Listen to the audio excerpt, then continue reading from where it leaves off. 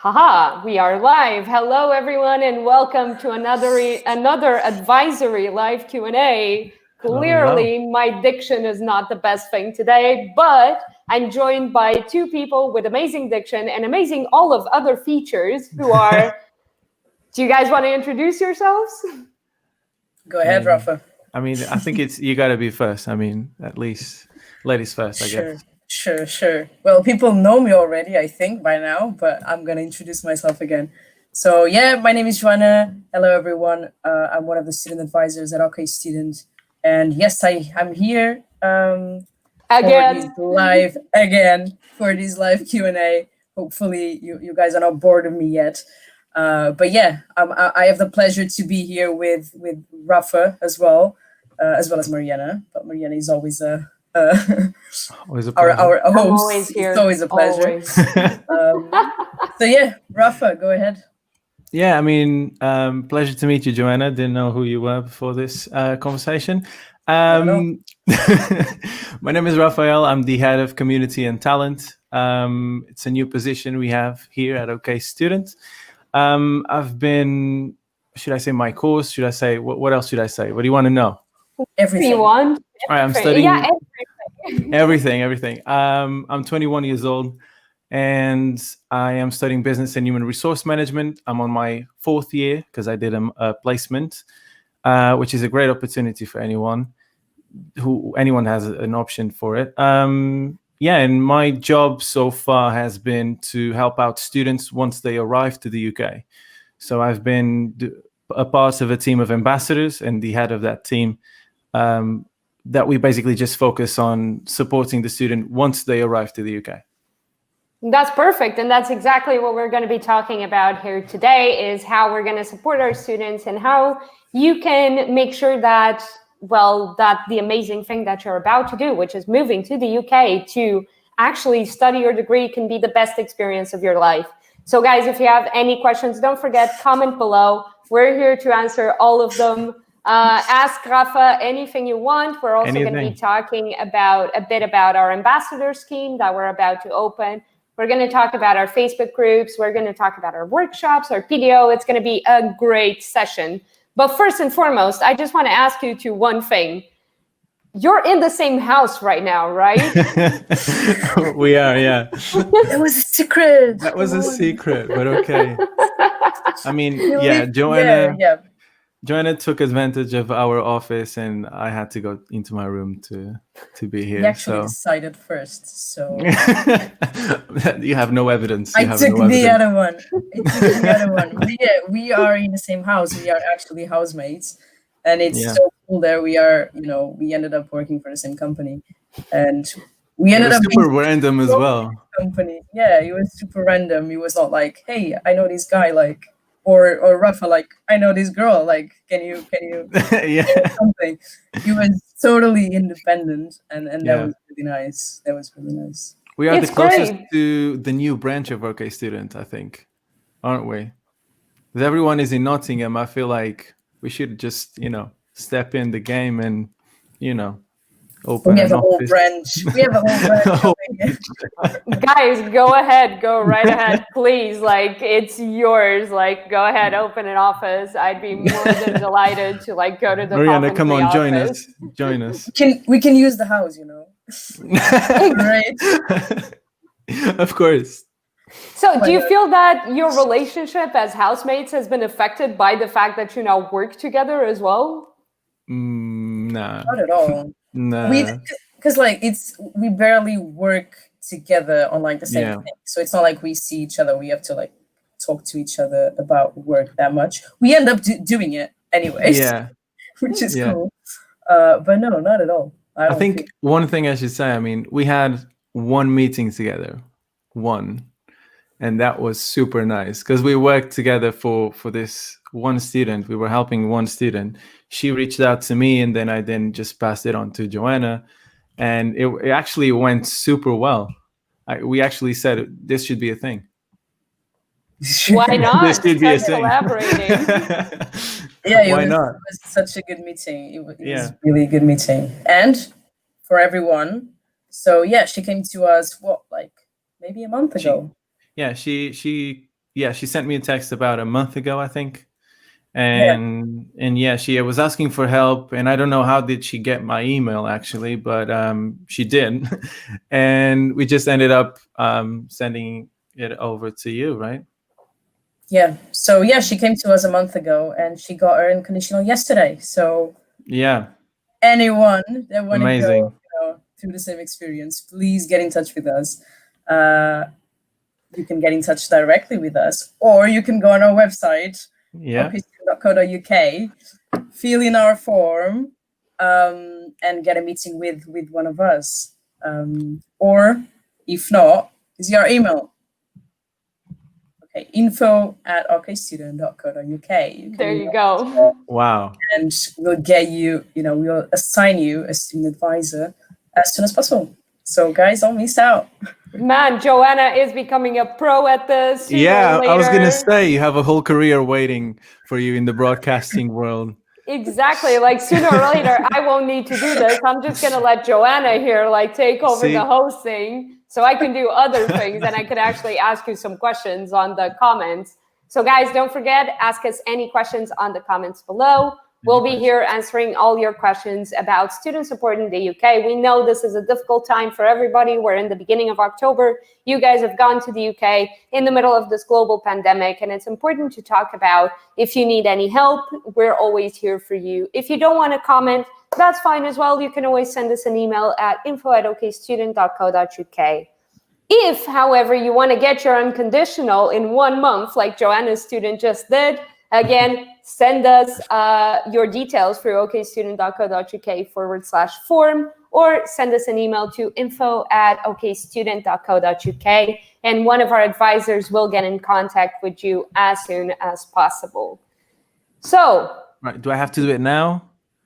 Do I do it now? Can I do it now? You can do it now. You can do it now. Cool. You can do it at any time. Cool. You can send us an email at 3 a.m., but you'll probably only get a response at 9 a.m. when we time. I mean, if it's Joanna, she might reply at 4 a.m. as well. Yes, true. You never know. You never know. All of our advisors have flexible working times, and they work in different time zones as well. So even if you send us an email at 3 a.m., maybe you'll get an instant reply. And that's the perks of a global team, right?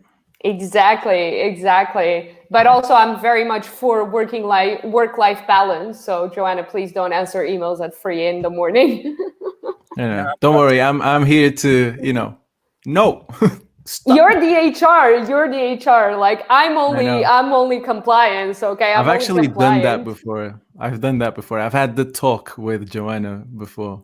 Ooh. I think we went out for dinner, and we had the whole conversation, a 20-minute conversation of how she shouldn't reply to this email right now.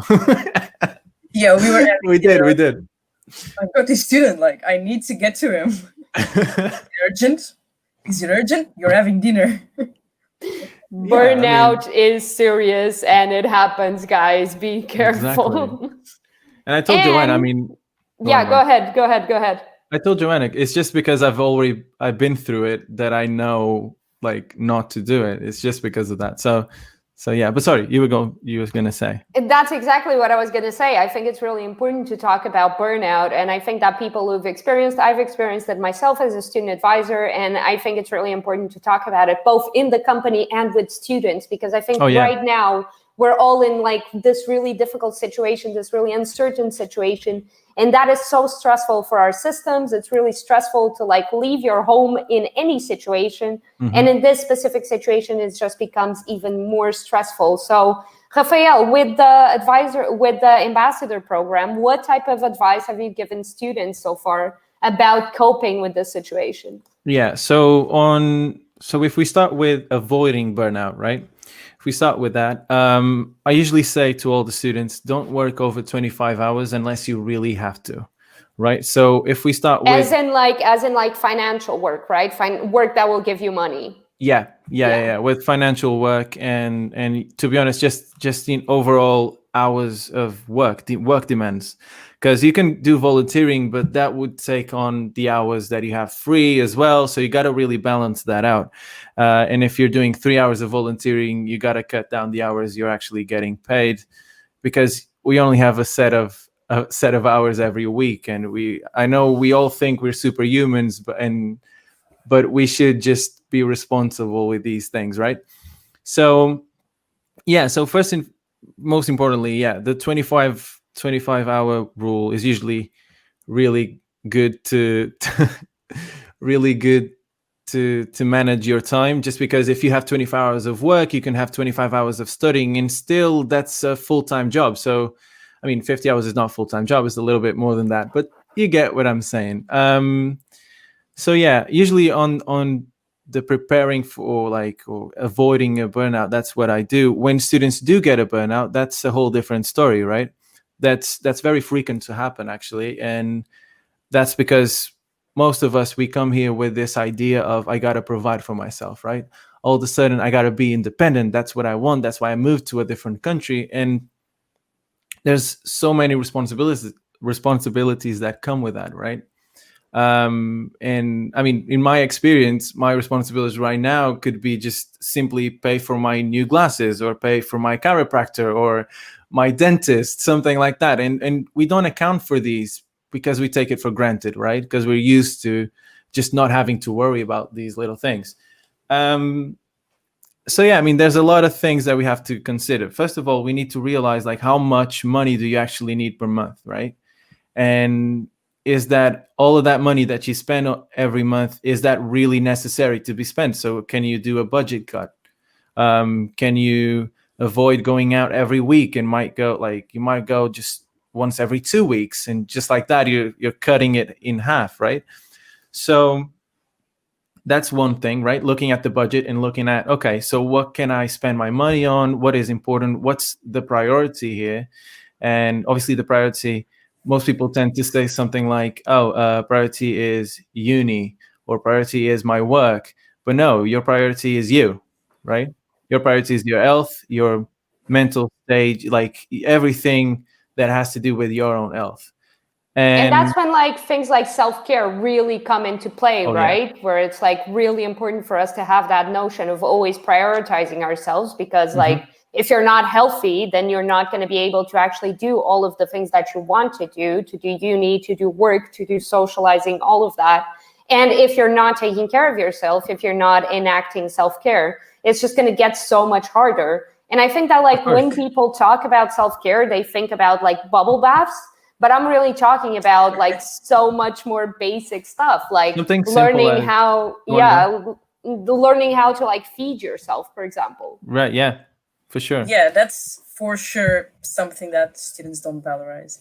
Like they eat so much, crap. Fast food. I'm sorry. Here in Coventry, it's kebab rush. Kebab rush. Yeah, because the thing is, it's something you don't prioritize, because, a lot of study, as you said, a lot of work. So at the end, you're just like, I have no time to cook. So it's really important if you, prioritize that and put that in your schedule as well, because that's going to be one of the most important factors for your health. Definitely. Yeah. On top of that, and for your budget as well. Yeah. Yeah. On top of that, that's a whole cycle, right? Because when you only eat fast food, then that affects your self-image, because you don't feel well and you don't feel healthy. And on top of that, you won't feel like you want to eat properly now, or you won't feel comfortable with yourself or confident. And because of that, you probably won't feel like studying, or you won't feel like going to work. You won't feel like going out. And that's just a whole rabbit hole that you don't want to get yourself into, right? Exactly. And you end up spending so much more money as well. You were just talking about budget, and it's so important to like consider these things on budget, because like, yeah, McDonald's seems pretty cheap until you like eat it, and then you're starving an hour later and you have to go and get more food. Yeah. Time consuming, money consuming, and it's just a waste. Yeah. But I think we are a very good example, at least me and Rafa. I don't know, because I haven't seen pictures of you, Mariana, while you were studying. But if we look back at our pictures, and especially my pictures from year 1 and year 2, and I was so much chubbier. I used to put on so much weight when I came to the UK. It was crazy, because I was eating just, fast food and frozen food. And we are doing very well. We are doing very well. But I am usually the example of what not to do, because I was the guy that would leave everything last minute.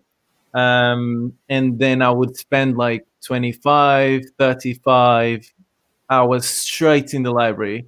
And the only breaks I would have would be to go out to Kebab Rush and have like some cheesy fries and a Red Bull, and that would be my Oh, Been there. study break. oof, So obviously, used to Red close. Bull. yeah, Used like to Red Bull close. like crazy. Oh Jesus. Yeah. But yeah, and I did that all through my first and second year. Well, second year I kind of straightened up a little, but not completely. But yeah. Man, Red Bull, Monster Energy. I can't even look at a can of Monster Oh, Energy nowadays. I can't have it anymore. It's just, no.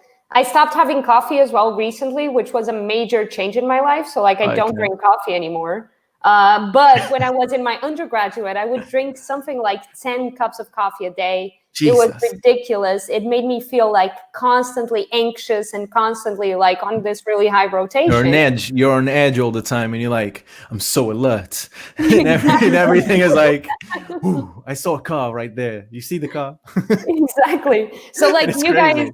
guys were saying, like Joanna, you were saying how you were much chubbier in like your first year. I was exactly the opposite. So like I lost a lot of weight in my first year because I was constantly working, constantly having coffee, and like coffee is a diuretic in itself. So Yeah. like I just lost like 10 kilos on my first year Jesus. in the UK. It was ridiculous. On top of the stress, on top of the anxiety, just a normal day anxiety, on top of so many other things. Please, let's mention, please, guys, do not follow Mariana's example. To lose weight. Oh yeah. FYI, do not do this. Exactly. Guys, we have a question here that really ties in well with everything that we're talking about. What is our advice for mental detox during studies at university? So, Rafael, do you want to pick this up? This is a really interesting question. Thank you so much, Pratish. Okay, mental detox. To be honest, I have a key. Well, sorry, that was a Portuguese word in the middle of a sentence. I have two things in mind here, which is mental detox as in whilst you're studying, so getting away from anything that's stressful, or mental detox as in general, just getting away from the studies in general. So I'm gonna try to cover both, just to basically be complete with my answer to this. So first of all, mental detox, that's so easy to do, especially in England. I feel like it's so easy to just have a day off and off your place, your little bubble as well. Like obviously with COVID, things kind of changed a little bit, but you can still get yourself in a coach or in a train and go just somewhere else for the weekend, or go somewhere else for the day even. And for example, near Coventry have Leamington Spa. You can just go to Leamington Spa, spend the afternoon, and just being away from your house, the library, the uni, just that it's in itself just helps a lot. To tie into that, I just wanted to mention like nature. For me, it's like all about nature. It's like all about nature walks. If you have like green spaces around your house, definitely. If you want to take a day off, for me, it's always really difficult to like motivate myself to actually doing something. So I always think that it's like, no, I really need to leave the house now. And I always go into nature because that really helps me just get away from everything. Yeah.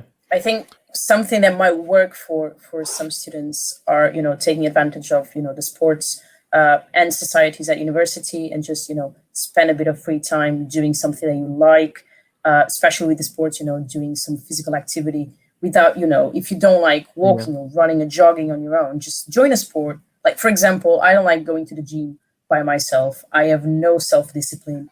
I'm not a personal trainer, and I don't intend to get one. So I really like to play a game. So sports are really, good for me. Not that I did have some time to do it, but I do recommend you find some time for it. That is a great idea, to actively do the detox.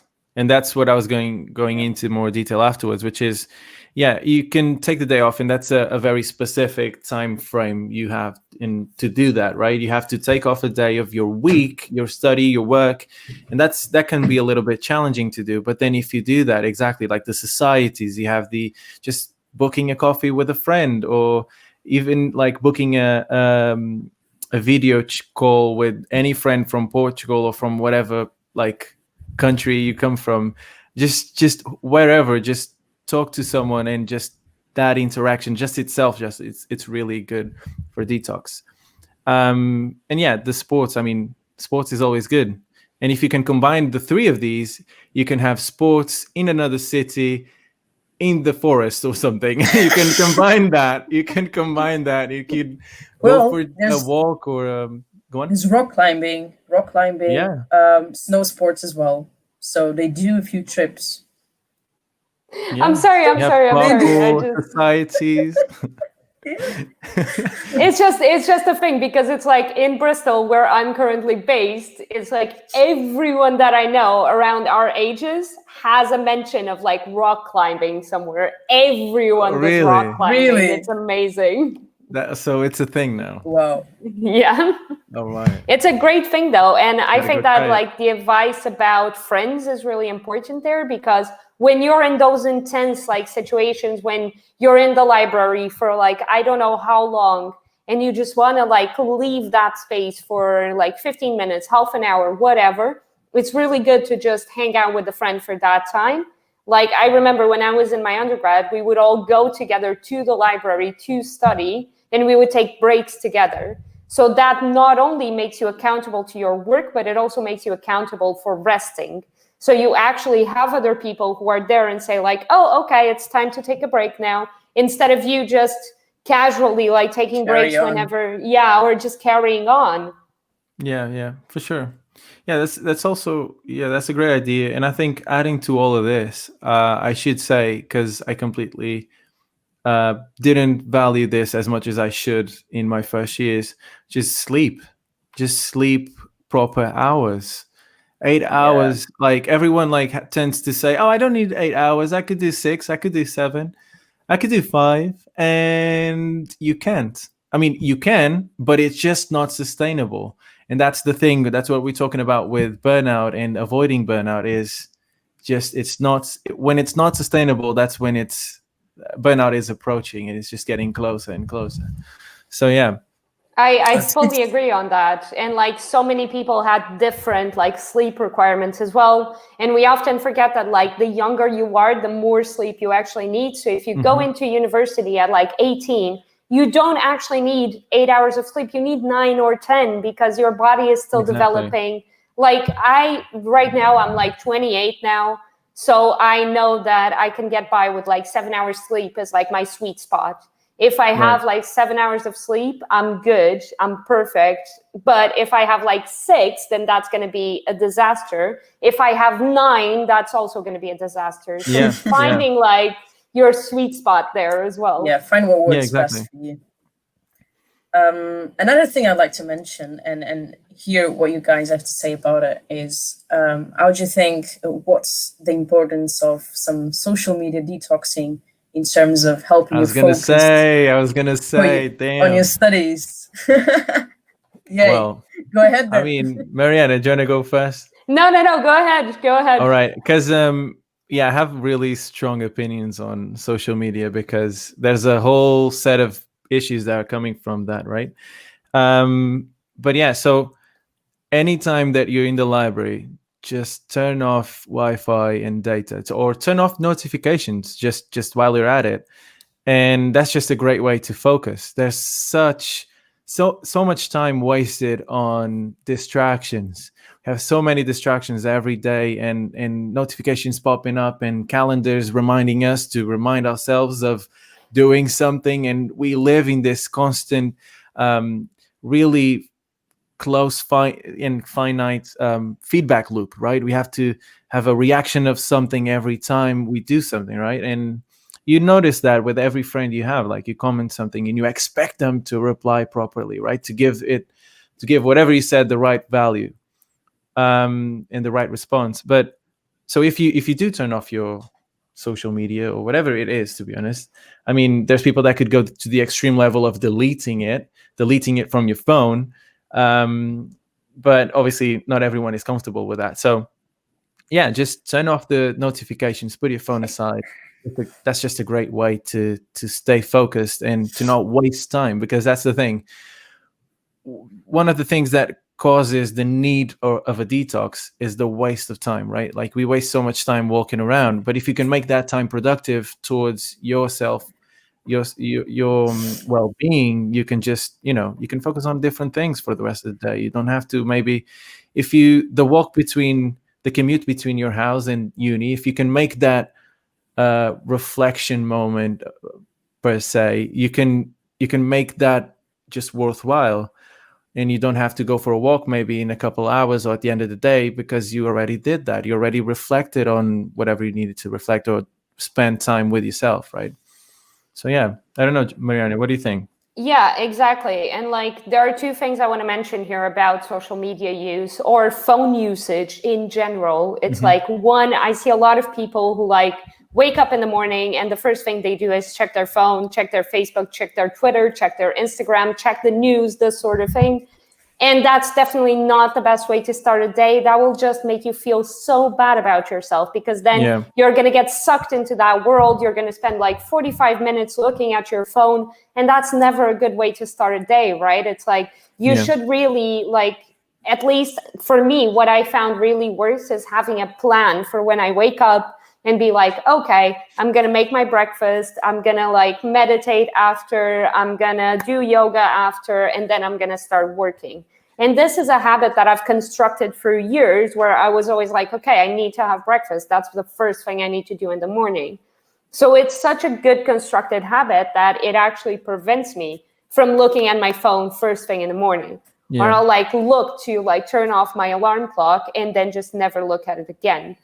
And an even better thing to do than what I do, which is still having like the alarm clock on the phone, is just getting a separate device to actually be your alarm clock, and then leaving your phone in a different room from where you actually sleep, because this is also about sleep, right? Where social media disturbs our sleep so much. We were just talking about sleep hygiene. Your room should be a place where you sleep, especially your bed. It should be a place where you sleep. So if you have possibilities to leave your phone away from your bed, that's the best thing you can do for your sleep and for your day after. And then for me, it's also about like the way people portray their lives on social media. When I was in my undergraduate, I love Tumblr. Okay, it's like my favorite social media. I'm sorry, I'm like, it's a thing. It doesn't surprise me. Yeah, I know, right? Somehow this like fits my whole personality. Yeah, so right. I love Tumblr, and Tumblr has a thing that is seeped into Instagram as well, which is study blogs. And when I was in university, I used to follow a bunch of these study blogs and study Tumblrs. And it would be amazing because these people would have the best notes and everything super organized and super clean. And they were always studying and they had the best grades and everything was amazing. And I was just, I was completely overwhelmed, guys. I was like, my first year, I was just like, oh my God, how do I work and study and do all of these things? And being on social media and seeing these people really did not help me, because then I felt inadequate because I wasn't doing the same thing or wasn't thriving as much. And the fact is that we don't really see how those people are on social media. We just see like the highlight reel. We never actually see the full raw footage of what their life is. Yeah, it's a comparison. It's not apples to apples comparison, is it? Because at the same time, you could aspire to be one of those human beings, right? But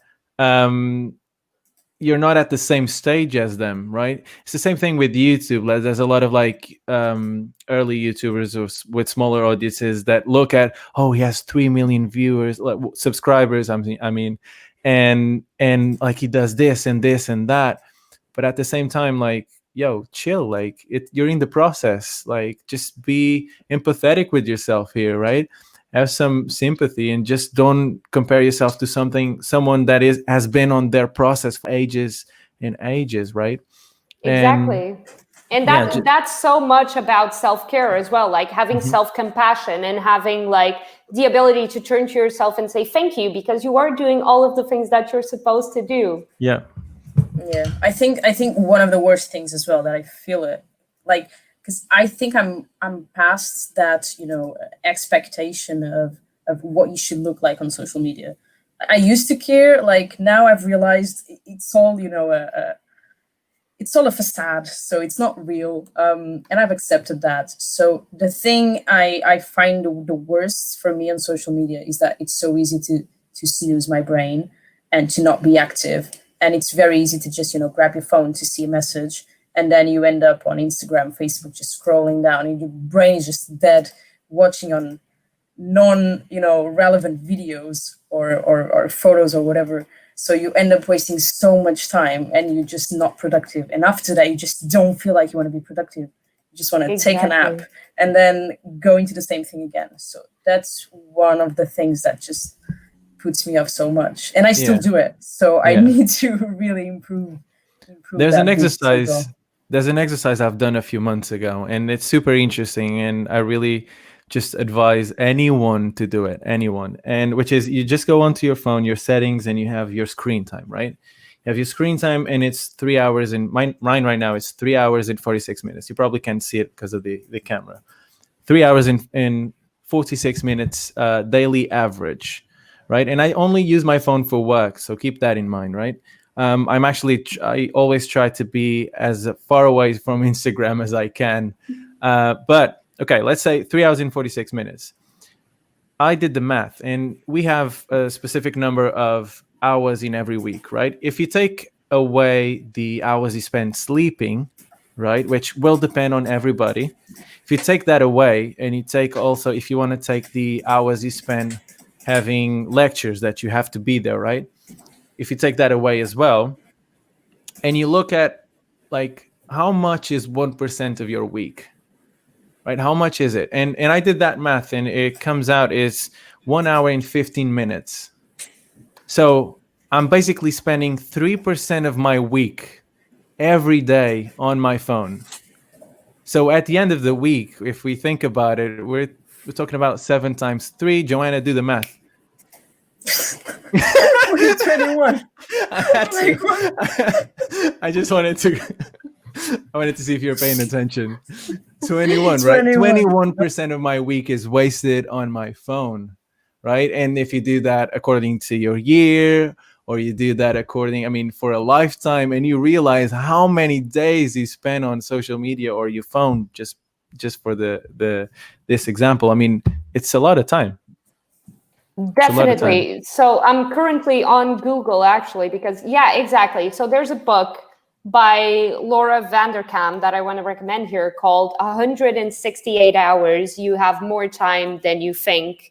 And it's really good for time management, because when you look at it like that, it's like it's 168 hours that you have in a week. So you should really be able to take advantage of as much of this time as possible. We started out this little episode talking about budget, and I think that time also deserves its own budget in this sense. Yeah. Like, one of the best things that I've done to control my social media use was definitely use that screen time and the digital well-being tools on Android to reduce the time that I could actually spend on Facebook. Yeah, so you could do app limits, right? Exactly. So I do app limits for Facebook, Instagram, Twitter, The Guardian as well, because I'm terribly addicted to news. And then, super interesting. It's not everybody. No, that's really good, actually. I need to force myself to open it. Honestly, basically what happened was I put app limits on everything, and the only app that I had left was The Guardian. So basically, I just started going through The Guardian every single day. So if you do the app limits and then you don't have anything else, you will find yourself reading the news. I do exactly the same with the Stocks app on iPhone, because the Stocks app, you can, if you scroll down, right, you have the news of that company. So I end up just scrolling on Tesla's news for hours and hours, and I'm like, no, I have to stop. And then it's Apple, and then it's Amazon, and then it's just so interesting to me, because I just I could spend my days just doing that. Exactly. Crazy. And I think that putting the app limits, honestly, if you don't have this on your phone, there's a series of apps you can download that will allow you to put time limits on apps. And it's honestly the best thing that I've done. I also have a Chrome extension called Focus Mode, I think. Ooh. Yeah, Focus Mode or something like that actually lets me do the same thing. It tells me it has a list of blocked websites. and it gives me as much time as I want to put in there to be on those blocked websites. So what I have is half an hour for every single one of my blocked websites. So if I'm on Facebook for like 15 minutes, the app will immediately tell me like, oh, you only have 15 minutes more. And that makes me immediately turn down Facebook because I'm like, oh, I might need this time later. Yeah, exactly. That's good. It's a really good idea. Wow. Yeah. Wow. So I have app limits on everything, man. It's like ridiculous. And my electronics are constantly screaming at me like, you've spent I don't know how long in this app today. One thing that actually gets me frustrated, and like you have like you were saying about how like your all devices are telling you to, get out of here. For me, the stress or the anxiety comes from all the notifications. Like I'm trying as best as I can to just shut down whatever notifications I have. And it's because it's really complicated because you have WhatsApp that I use usually to speak to students and the team of ambassadors. But then I have Slack, and then I have Skype, and then there's like any other platform for messaging, and all of these things. It just becomes so unbearable.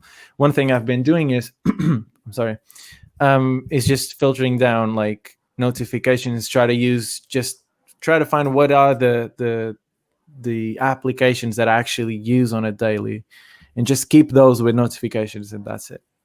Exactly.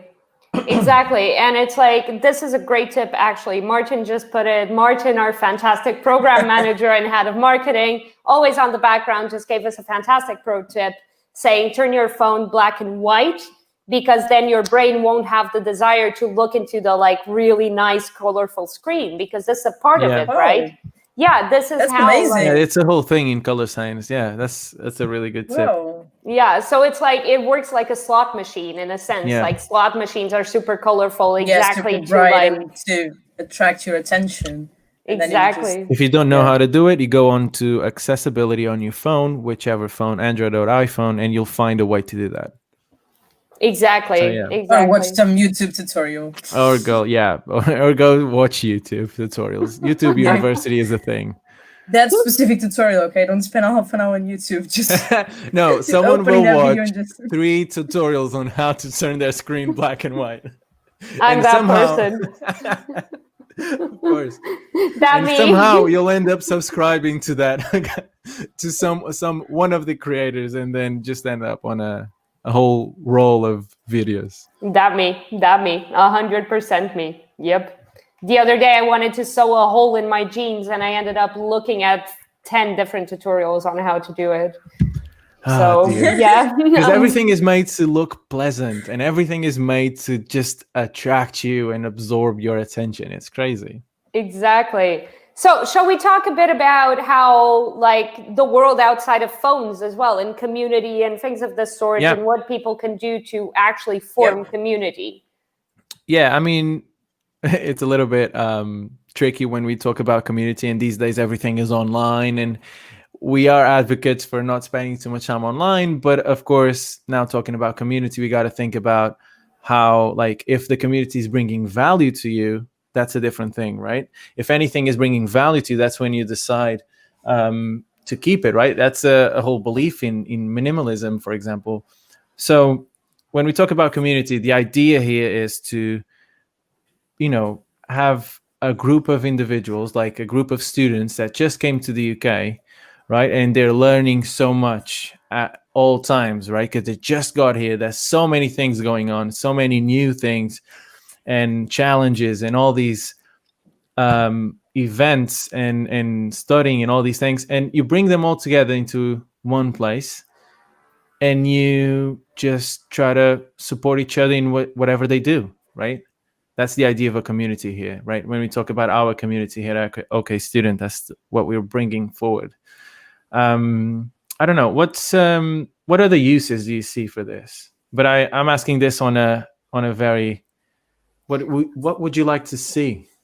I don't know. I think that, like, for example, like students and their communities, it's like it's been such a huge change in the last few months as well, because everybody thought they were going to come into university and be able to socialize with everyone else. Mm-hmm. And that has just become completely impossible under COVID. Right.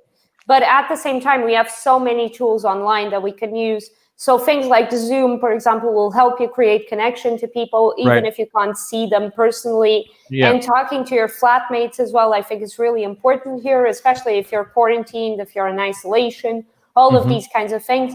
I think that some students in a few universities, like, somebody told me this, okay? This is not like fact checked. It's somebody told me this. So do not quote me on this. Disclaimer. But disclaimer, exactly. It's not fact checked. But somebody told me that in their halls, students are actively like putting little pieces of notes and papers under each other's like doors. What? That's so cute. I know, right? That is so amazing. It's such a good way to like talk to each other, and it gives such a good like sense of community through like an entire building.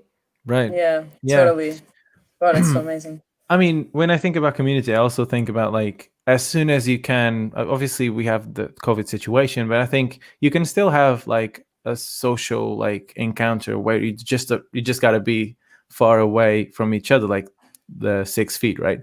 6 feet rule. And one thing I'm actually trying to get back into is I have a little group of individuals that they all study different areas, right? And I love this concept. That's why I'm bringing it up. You have these, I think we're 6 in total. They were my students from last year, and they all come from very different areas of Portugal and different areas of studying, right? So what I thought was these 6 human beings, they all have very interesting opinions on this specific subject. Why not bringing everyone together and just have like a massive philosophical question and just discuss that amongst the group, right? And this is super interesting, and we don't tend to do that in our social groups, in our friendship groups, because usually there's always some sort of like fear of being judged or whatever, right? And my idea here is, what if we could do this? We could do it digitally. I can't speak this. I can't say this word today. And do it virtually and do it through Zoom and just have this discussion. We did that during the quarantine, which was super interesting. And that's what we really might start doing with the Facebook group, for example. We have the class of September, right? And that would be a very interesting thing, to just bring a lot of people together and just have a discussion, right? Exactly. Yeah. I go ahead, Joana. Sorry. Just quick.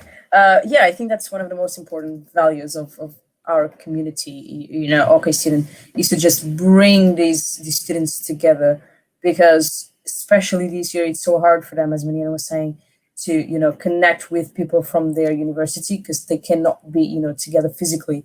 So they might start to isolating themselves at home or at their accommodations. So having this platform, as we're saying, at Facebook, and we will explain what our Facebook group is in a moment, but having this platform where students they are far away and cannot be together physically, for now at least, to share their experiences, or to just talk to each other, or to ask questions, and we are there as well to help them.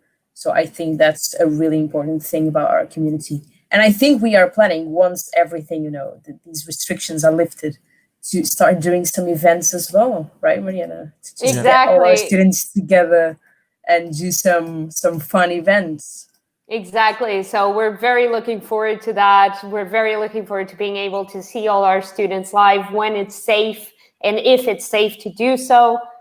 So stay tuned for some events that we're going to be launching. But in the meanwhile, Rafael, do you want to speak a bit about our Facebook group? Yeah.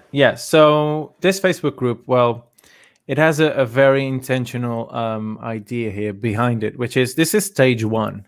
So the idea is to just bring everyone together, right? To bring this sort of like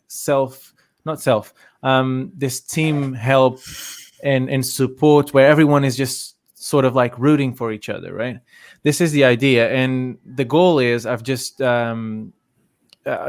just start having these like just group meetings, and just having like, first we'll have something like a presentation where everyone just presents themselves and wherever they come from, and then we can just start telling stories. And at the end of those like sessions, we could just do a little Q&A where we can just find out whatever is happening with them and what do they need help with. I think this is the main idea with the Facebook group. Then if we go into stage 2, and that's when the community actually starts to grow and we start to make some use out of it, right? Is, let's say you enjoyed, like, you obviously you're going to love your experience in England, right? It's just, that's what we're here for. Like, that's why we came here. And imagine you could help someone on their first steps to come to England, right? Like, how fulfilling would that be? Imagine you had some sort of challenge and you could avoid another human being going through that challenge. If you could help them, why wouldn't you, right? So this is the idea where this is the stage where we would be looking for anyone, literally anyone that has moved to the UK to study, and sort of like have a support officer, someone that is just going to be there for you anytime. And ideally, that person would be in your university, right? And that's the goal here. That's what we're working for is to have someone in your university of choice and just have that human being help you out whenever you get to England. On top of that, we also want to build an online community of just sharing these stories, right? So we will have some sort of brand ambassadors, right? What is this? This is sort of like, imagine having just a face to all these stories, right? And someone that already has a following. They don't even need to have a following. I mean, we could, if they have a good story, that's enough for us, right? And we can extract value from that. So we'll pick on their story and we'll share it online, right? And just bring awareness to this amazing story, because we never know where is the next Stephen Hawking coming from, right? We don't know where, like, this is real. This is, I truly believe in this. I know it's a little bit cringy and corny, but it is. This is true. We don't know where the next genius of anything is going to come from. And the fact that our service is about supporting and guiding everyone coming to England, which is such a central place to start a career, it's just the best way is just to have help with them as well, right? Let's just help everybody. We could just help each other and make everything easy. So yeah, that's brand ambassadors. Then we have another third position, or ideally, which is the just okay creative. We'll call it like that just for the sake of this live. It could change, but it's not double checked everything. I don't want to say anything wrong. But you're fine. You're fine. Go on. I'm good. The okay creative team would be just like, you probably know this, Mariana, because this is your field of studies as well. Like, creatives have a really hard time kickstarting their career, right? It has a lot of like freelance, then working for free, and you have so many little things, and I can't pay my rent with exposure, guys. We actually need money for our creative things. Exactly. So the idea is to just give back to the community, right? So whoever has this skill or talent of anything creative, really, you can be a journalist and write really interesting like stories, or you could be an illustrator, you could be a filmmaker, photographer, illustrator, like animator, whatever you want, whatever you want. It could be speaking, like you could be a master of like the speaking art, right? Or spoken word or something like that. And yeah, and if you'd like to just partner up with us and have a whole system of coaching and support and growth, obviously, I come from an HR perspective, and we talk a lot about career development and just development in itself. And what I would be doing with that team would be just making sure they have a proper coach and they are being guided through their process, right? At the same time, we have really talented professionals that already went through that stage. So those professionals also can come in and give their knowledge and just teach whatever they have to teach. So yeah, that's the idea. Three different positions. I think there's a really good thing here that you just mentioned, where it's this okay creative thing, because at the end of these lives, I always tell you all, like, please send us your work. At okstudent.co.uk if you want to work with us. as a creative. So if you do video, if you do copy, if you do art, if you do anything, just send us an email at info@okstudent, design, anything, info@okstudent.co.uk. We're here for you. We're interested in what we can do together and how we can make some amazing stuff happen, to be honest, because it's going to be fantastic to see what we come up with in the next few months because of this. And honestly, I think the plan for... Can you hear me? Yeah. I think the plan for our community is fantastic. And if you want to join this community, again, all you need to do is just send us your details through okstudent.co.uk/form, so we can start your process from the get-go to go to the UK. And we can get you a really nice advisor, a really cool advisor. Like, all of our advisors are really cool. They're really informed. They're really well trained. I trained them myself, guys. If you're not happy with them, just send me an email. But please send your details to okstudent.co.uk/form, so you can start being a part of this massive community of students that we're creating here. Yeah, that's it. Exciting times to come. Exciting times. It's really exciting, and I'm picturing this this one day, someone, just a student from Japan, will get in touch with us and get into, I don't know which uni, because that's not my area of expertise, but a uni. Yeah, that's your area of expertise, and they just produce our merch one day, right? And we have an event, and that fashion student all of a sudden is designing our Japanese inspired merch. How crazy is that? I mean, I'm really up for this. The t-shirts we give out during PDO. Exactly. See? I think it's going to be...